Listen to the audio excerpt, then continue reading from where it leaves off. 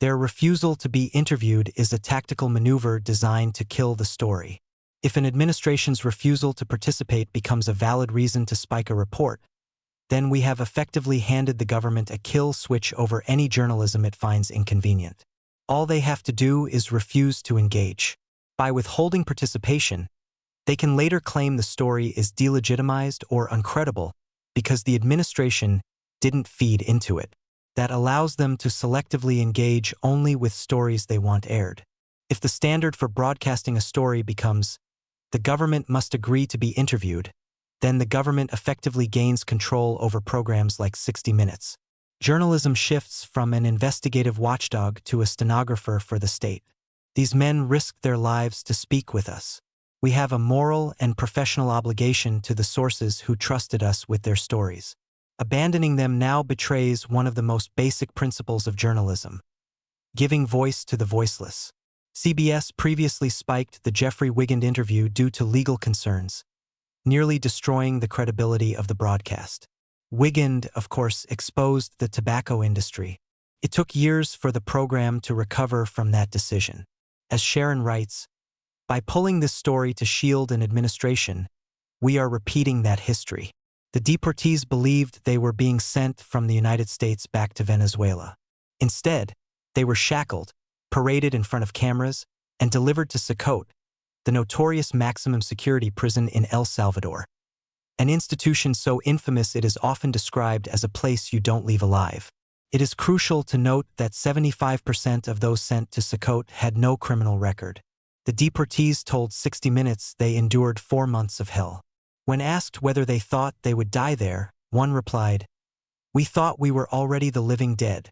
In March, 238 men were deported to Sicotte after the Trump administration accused them of ties to a Venezuelan gang. Yet a 60 Minutes investigation found that 75% had no criminal record.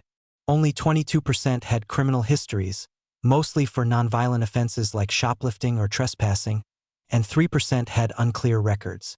Among those deported was Maryland father Kilmar Abrego Garcia, whose case sparked widespread outrage. At the same time, Donald Trump has repeatedly attacked news organizations such as CBS, 60 Minutes, CNN, The New York Times, and The Washington Post. He has made clear that media outlets that criticize him will face consequences. He even sued CBS and 60 Minutes as he entered office, leveraging presidential power to extract a $16 million settlement, setting a precedent that angering the president can cost millions. All of this shares a clear through line: deportations, the suppression of reporting on those deportations, and attacks on the free press are all expressions of authoritarianism aimed at consolidating power. No one argues against deporting individuals who commit serious violent crimes while in the country illegally. But that is not what the Trump administration prioritized. Instead, it redirected resources toward deporting farm workers and laborers, people working toward a better life. Even farmers in Iowa pleaded with Trump to stop deporting their workers, warning that it was harming the country rather than helping it. All right, it appears that the Trump administration may have just killed a 60 Minutes episode that was scheduled to air tonight, one that would have exposed some of its most serious human rights abuses. Just hours ago, we learned that CBS deleted a 60 Minutes promotional video and canceled an episode that was supposed to air this evening. The episode focused on Sicotte, a brutal megaprison in El Salvador where Donald Trump and his administration sent large numbers of immigrants. One crucial statistic: 75% of the people sent to this prison had no criminal record. These were not the worst of the worst. They were not violent criminals. Instead, many were stereotyped based on tattoos, falsely labeled as gang members, and told they were being sent to Venezuela, only to be transferred instead to a notorious prison in El Salvador known for rape, torture, and permanent detention. Once someone enters Sicotte, they are not allowed to leave. In practice, it is a life sentence. There are rare exceptions, such as Kilmar Armando Abrego Garcia. He was sent to Sicotte without any due process, none at all. Authorities later realized he had a withholding order of removal and was not legally supposed to be deported to that country. As a result, he had to be returned to the United States and is now a free man. Since then, authorities have tried and failed to arrest him multiple times. This is not a game, even if they treat it like one. These are real human lives. Let's break down what happened. At around 4:30 p.m., 60 Minutes posted an editor's note stating that the broadcast lineup had been updated and that the report titled Inside Sakot would air at a future date. This may become one of the biggest scandals in broadcast journalism history. The Trump administration previously sued 60 Minutes over a Kamala Harris interview and extracted $16 million from CBS.